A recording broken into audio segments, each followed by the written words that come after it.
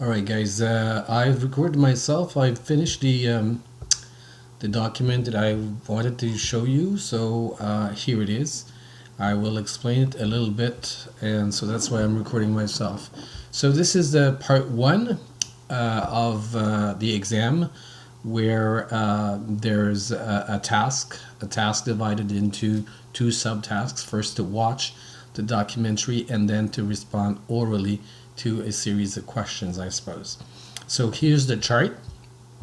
So I have here, you have here the evaluation criteria. They're all there, okay. And here are what I find are probably the most important indicators for me. That's what I think personally.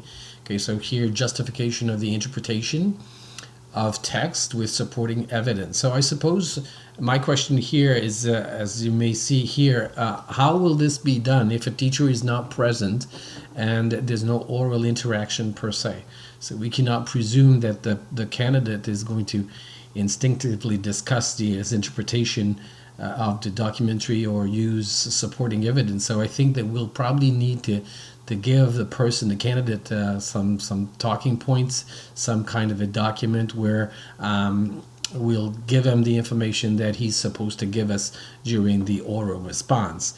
If we give this, if we give such a document, I think then at the same time the confidentiality of the exam might be a little bit reduced. But then again, what we're looking at, what we're trying to evaluate is, of course, the ability of the candidate to demonstrate his competency orally.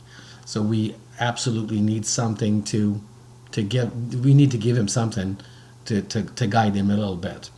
The second point was differentiate emotional language, generalizations, and stereotypes from neutral language. So I think that especially if they watch a documentary where there are maybe a persuasive documentary of some sort, they might use emotional language there. So it would be good to maybe ask the student to maybe possibly identify in the documentary if there is, for example, such language. Establishment of a text-to-world or text-to-self connection. Which will be asked?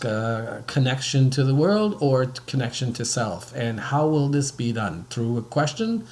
Will that justify expressing personal opinion, a reaction, perception of experience? Maybe you can give me an answer on this one. To show the thorough comprehension of the structural features, comprehension of the textual features, maybe ask about the point of view, ask about the language, and then at the end here, critical interpretation of text, assessment of the relevance and the completeness of the arguments or evidence provided. I think that's kind of important that they evaluate that. Here, for the use language to communicate, and you see I crossed out to learn because they're not learning anymore. They're there simply to be evaluated. So here, effective communication of ideas, communication of topic. I don't know if we can include subtopics to situate the audience, okay? And I don't see the relevance of the provoking interest there. And then sequencing of ideas and point of view, information, arguments. This is very broad, and I think we can certainly incorporate this one. And the appropriate use of language conventions here, adjustment of the language register corresponding to the audience and the text. And of course, I introduced this one, use communication features appropriate to text, because I think that we have something about the oral communication features where voice tone, speed, volume, emphasis, enunciation, pronunciation, we could keep this and that would correspond to those. So if my understanding is correct, okay, we're talking about a 90-minute evaluation, and that would be C2 and C1, C2 for 15% and C1 for 40%. And I said the adult learner watches a Documentary and responds orally to questions whose goal is to assess the ability of the candidate to recognize and use textual and linguistic elements. I say technology could be used to monitor the viewing, and a document should be given to the candidate to help. Oops, sorry, typo here. Help him or her prepare for the oral response. Some guiding questions, I suppose.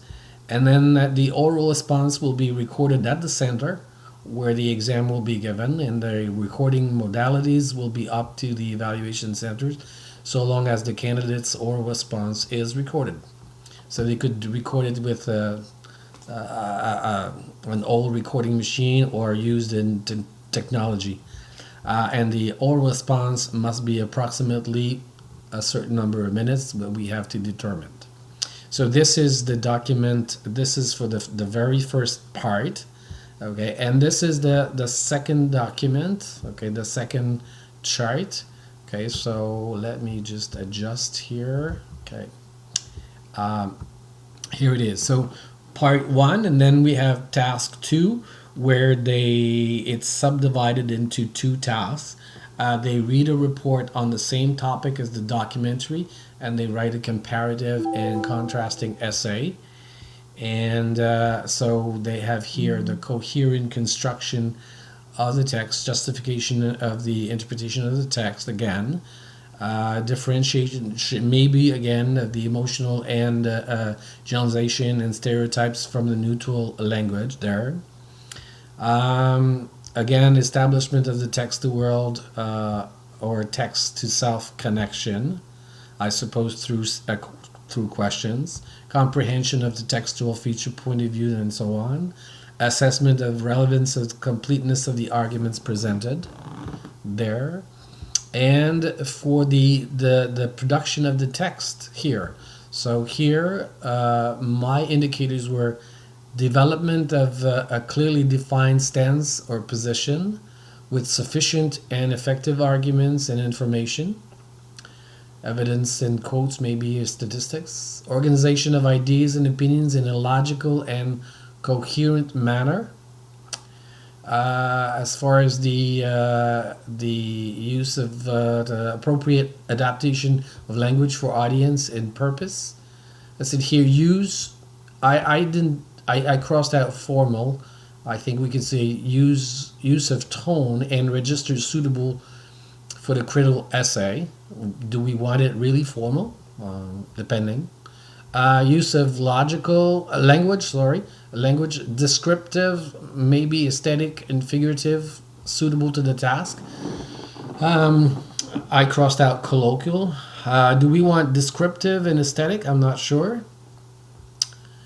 And then appropriate structures of features, codes, and conventions, applications of appropriate features and codes, conventions when producing comparative and contrasting essay. I changed the wording a little bit to fit that particular text type. And finally, it's the same for all the written text there. Use of the grammar and mechanics of standard English. And here, okay, you see my initials after each. Okay, here I looked at the content, and I also looked at the content and decided, I think, in my opinion, what content needs to be kept here. So that's basically what I have, so you can take a look at that. And again, I kind of looked at the evaluation, and here, so it's a 90-minute evaluation where C2 and C3 are evaluated, and I explained a little bit what it is.